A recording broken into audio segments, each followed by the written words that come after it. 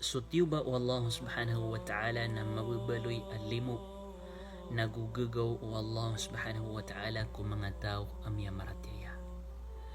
Sabab ko tiuba o Allah subhanahu wa ta'ala na di tanong di makambalingan ko Allah. Sabab ko tiuba o Allah subhanahu wa ta'ala na di tanong di makatubat ko Allah.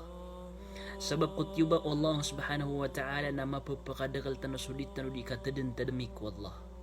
Mapapakadagal tanong sa mga sambayang tanong, sa mga sadaka tanong, so kapananaloy tanong ko Allah subhanahu wa ta'ala. Ya Allah narilai kaming kaya Allah ya panganudo sa amin.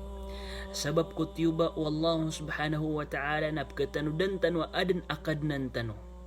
Sabab ko tiuba o Allah subhanahu wa ta'ala napkapukaw agyang ko to mga ito aparatya tanong.